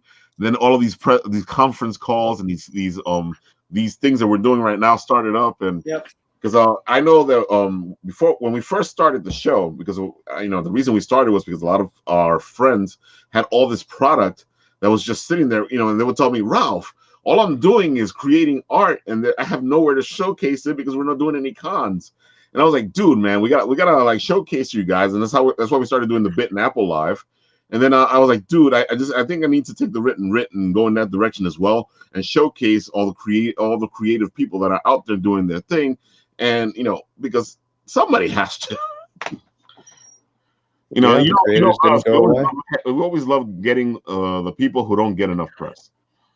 Well, we certainly appreciate it. You guys have been a fun part of every trip to the Northeast. I look forward to every New York show. We met you guys at, was it 5 points, right? Yeah. Yes. What comes up after? Oh, GalaxyCon Raleigh will be end of July. So 2 in July, the very beginning of July is going to be Anime Midwest. That'll be a big show in Rosemont, Illinois. Same place as Anime Central. Anime Central won't be happening this year, so it should be the big anime show of the year in the Chicagoland area. GalaxyCon will be in Raleigh. That show will be insane. And then then we hit it hard. Planet Comic Con in August. The very next week, Colorado Springs Comic Con. The very next week, SAC Anime and San Japan. The very next week, Lexington Comic Con. The very next week, Florida SuperCon. The very next week, Fan Expo Dallas, Cincinnati Comic Expo, Salt Lake Fan X. Dang, you guys are going to be busy. Then a break, 2 weeks. Then SuperCon in Sioux Falls, South Dakota. And the very next week, New York Comic Con, October 7th through the 10th. And then we get a break. Whew. Not going to hit Baltimore the following week? No, I think what we'll probably do is a lot of folks have been asking what the online event schedule looks like. Right. So we'll probably try to come home and restock. Man, after New York, I don't know that I would have enough inventory, Lou, to go. Yeah, you guys do really well in New York. Yeah, I'm sure. Well, and we make so much of our own stuff that there's only so many hours you can stay awake and physically make product. Jimmy, I'm sure Jimmy's going to die. Jimmy does a ton of the t-shirts. Nikki and Kyle do a ton of the t-shirts. Me and Autumn make the metal. There's just only so many hours. And I want to, I'll be out there in New York City, so we won't be able to make anything while I'm, so we'll take a little bit of a break. And then hit it super hard. Anime Weekend Atlanta is the 28th. I know I didn't used to need sleep on them, but now I'm old. I can feel you. The older I get, the more I'm like, hey, maybe I should sleep. Then I go, nah, I'm fine. I will. There are certain days that I'll be like, hey, guy, like I was up till 3:30 this morning. Well, now yesterday, because it's already crossed over. Exactly. Trying to get ready with the Tower of Teas. I'm going to try to knock out 3 or 4 more boxes. I don't really want to come in and like run around like a chicken with my head chopped off all day today before the big show for Pop Shop Live. But New York, you want to at least relax a little bit before you hit the big show, yeah. Well, I at least want to be rested, get some amount of sleep. I have little kids, and so Tishrei the baby, he'll be up, which means Rachel will be up, which means there's a clock ticking on how long before Tishrei runs in there and throws a toy at me or jumps on my head. Or, oh, I know that like feeling. Life. It is, man. It's the best. It is. There's two ways you want to be woken up. One is by the person you love, and the other is by a child that you love. Exactly. Both of those are great ways to wake up. Anime Right. Weekend in Atlanta's the end of October. Grand Rapids in November, and then December's Hair on Fire Insane. Anime Frontier in Fort Worth, Texas, in the opening weekend. And C2E2 in Chicagoland the very next week. Very next week, Con Alt Delete in Chicagoland and Holiday Matsuri in Orlando, Florida. Wow. And then you got like 6 days until Christmas. I have a 2-show weekend. 2 shows, Florida and Chicago, not near each other. And then 6 days later, it's Christmas. And then and then probably SAC Anime's the second week in January. Damn. Tell me you're not driving to all these events. Every one of them. Whoa. That's some travel. Whew. That is con warrior, road warrior style. We feel you because we've done this travel to the con thing. And I've done Florida to Chicago in a weekend. That's that's when I know I'm outclassed there, buddy. Well, it's our stuff weighs so many thousands of pounds that one company tried to talk me into putting it on a truck, and I was like, okay, give me a quote. And they're like, how much? How much is it going to weigh? How many pounds? They want $2,000 a weekend just for transport. The cost there doesn't make any sense, man. It doesn't. And honestly, that's less than I was expecting. It doesn't pencil out. When you're telling me that I'm in the whole $2,000 before they open up the doors to the event, that's a lot of money to have to make back. Nope. Just to break even. Yeah. Yeah, and you're trusting your stuff to someone else, putting on a skid. Can you imagine if it didn't show up? Which happens. I have seen it happen. Like I said, we do a lot of shipping, and we deal with a lot of companies that ship, or worse, it shows up damaged. Exactly. Well, I'd rather half of it shows up, and you never see the other half. Yeah. Or nothing shows up. Yeah. Yeah, I can't take the risk, to be honest with you. And look, understood. I'm a humble guy. I can sleep in the van. Yeah. I don't need a motel. I don't need a hotel. I don't even need a motel. We feel you. Especially in winter, man. If it's winter, a lot of times, especially if it's me and Eov, Eov is my man. He's now 12. Mm-hmm. So, dude, him and we're sleeping in the van, bro.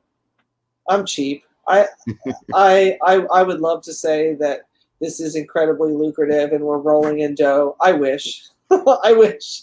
It is the authentic life of an artist. It is. It's Kerouacian. We love it because we want to create art because we want to make people happy, but make money. We're lucky if we break even. Yeah. Yeah. I do hope that we get to the point where we're I agree.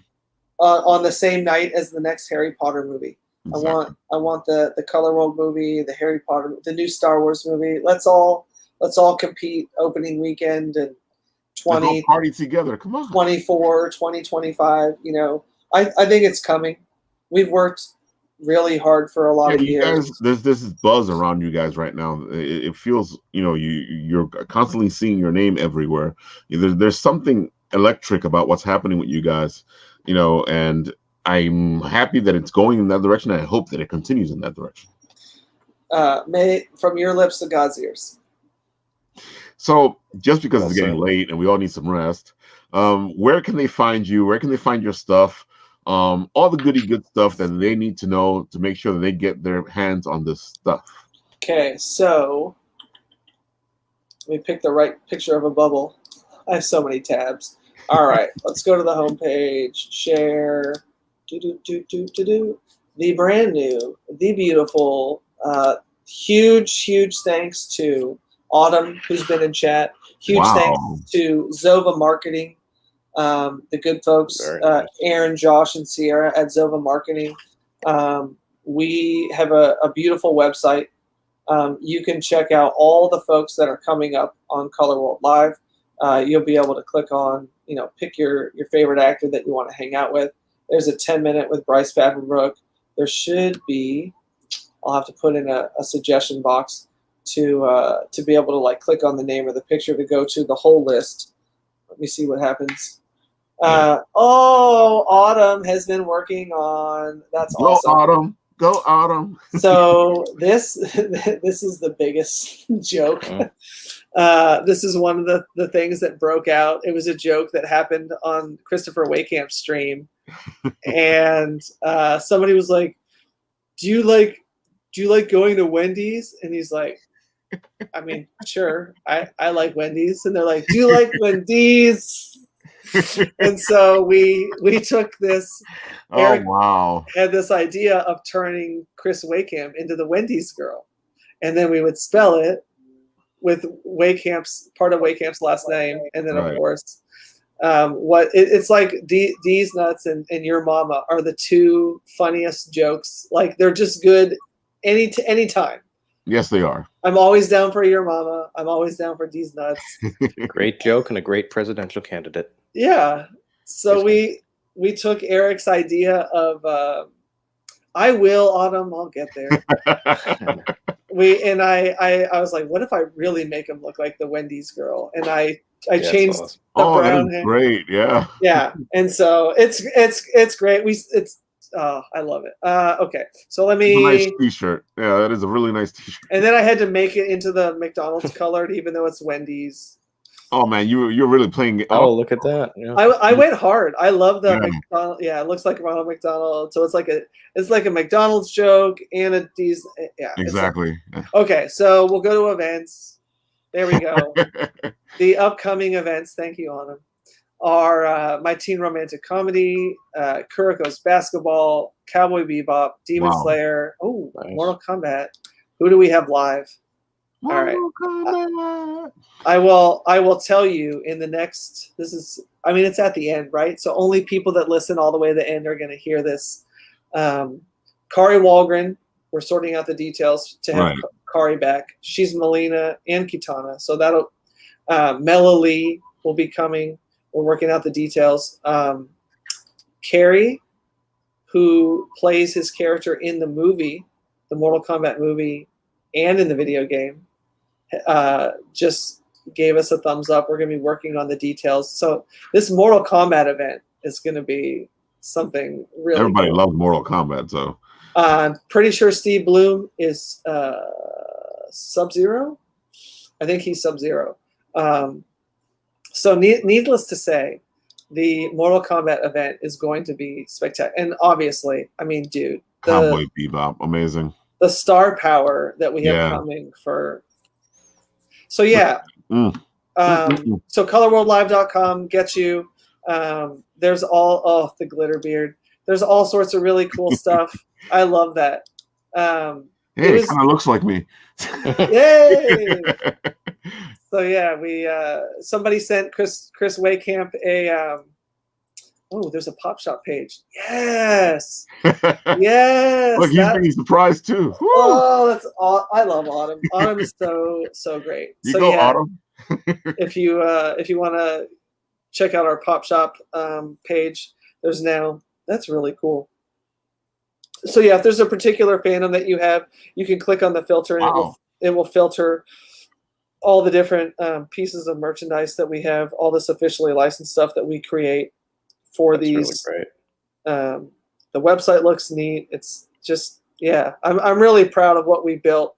I can see it looks great, man, and very interactive, very easy to click through. Yes. That's all important because sometimes people get frustrated when they're going through some of these sites. Yes. Yeah. Yeah. You're not wrong. Our old website we didn't super love. The stuff in the middle has been sometimes it's good to work with, sometimes it's tough. And huge shout out to Zova Marketing. I might as well just give him my computer is clearly spying on me. Oh, well, thank you, Autumn. I love that we're credit people at Color World. We want people to it doesn't even look at that. I typed it in and then it didn't go there. All right. I'll give Aaron his credit. Autumn, let me get screen share, Chrome tab. All right, there we go. Zova Marketing. So there is the folks that we work with full-time that helped us develop the new website. They manage our ad campaigns on social media. They're really just a partner. In a lot of instances, it feels like Zova and Color World are the same company. Never work with somebody that's so in touch, in sync with the goals that we have. They want to see the world end up a better place, just like we do. And so, yeah, their colorworldlive.com is the place to go. Let's see, colorworldlive.com. There we go. It's in chat. Colorworldlive.com. Colorworldlive.com. Yeah. All right.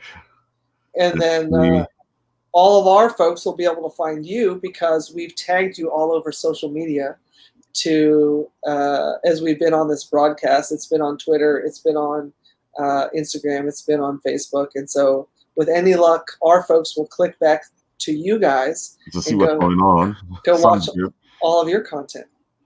Woohoo! Party time. Extremely kind of you. See, if they stuck around to the end of the show, they found some interesting stuff out. I just dropped some huge guest announcements exactly at the end of the show. Got my attention. You always wait through the credits. If Marvel taught us anything, it's that it ain't over until the last scene. It's over, yeah. You always have to sit through the credits. You know, people put a lot of hard work in. I always sat through the credits when I was younger. And, you know, I started getting paid off with the movies, having the extra credit scenes. And I'm like, hey, I usually stay at the end anyway. Yeah.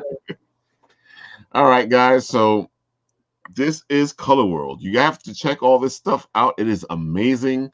You know, that's why I wanted you guys on, because I wanted you guys to showcase all this stuff. And we missed you guys because we are so used to being at the cons at the same time too. Yeah, every year. So I'm looking forward. Those booths of yours are fantastic, man. Thank you. We've gotten bigger. I think New York Comic Con space is such a premium. It's probably just going to be a corner. But Anime NYC, we usually have like a little peninsula. So the booth is huge at Anime NYC. It's freaking gigantic. But yeah, the great staff, wonderful people, best people in the biz. Hopefully we'll get most, if not all, the team back. I know that Daisuke Senpai, she's kind of blown up a smoojle on TikTok. I feel like somebody said she had 1 million followers the other day. Ooh, nice on TikTok. So I don't know that she's gonna. Let me see TikTok. Can you do TikTok on a desktop? Yes, you can.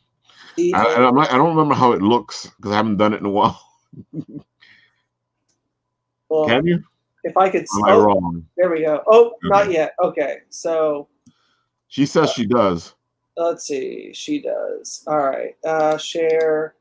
Oh, sorry. 250,000. Not that that's something to. That's still a lot, man. Not that that's not something to shake a stick at, exactly. But if you get a chance to check out Daisuke Senpai. Senpai. Yeah, it should be in the little window. Daisuke used to do lots of shows with us until the zombie apocalypse started. Zombie apocalypse. And then since it started, obviously went and started creating content and did not sleep on the pandemic. There we go. Yeah, so there we go. So 285 or 218,000 followers. 3 million likes. I think that's where the millions came in. That's a lot. That's a lot of likes, bro.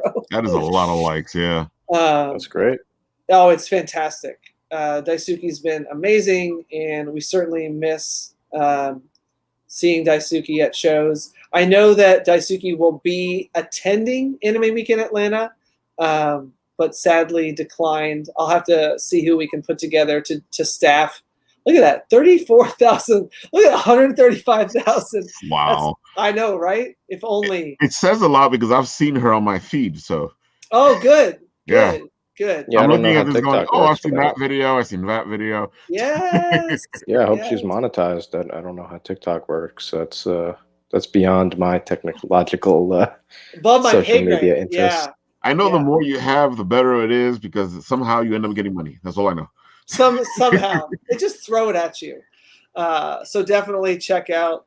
I feel like, is it gonna? Of course, it's gonna open off screen. Of course. Oh, I love it. It's on the link tree. It says talk with famous actors, and of course, it leads to the page to support Color World. See, there you go. Love. Fantastic. So, yeah, it's we're very, very grateful for all the people that have been part of Color World along the way. I know Joseph Bayer will be back at some point doing some shows with me. Joseph's been with us from the very beginning. You saw the stuff that we're doing with Eric at skullomatic.com. He's produced art for Lucy Christian, who's the voice of Nami in One Piece, just one of the original queens of anime voice acting. So we've been very blessed to be in an amazing company of great people. Yes, you have. I love going through your booth. It's amazing. You guys have been friendly with us since the beginning. And I feel like, yeah, we've been with you guys now for a while. Yeah, wow. At least 5 years, right? Yeah, at least 5 years. Yeah. That's awesome. Oh, man. So you guys check Color World out. Check out the pop show today, because it is today. Yeah, right? yeah, later today.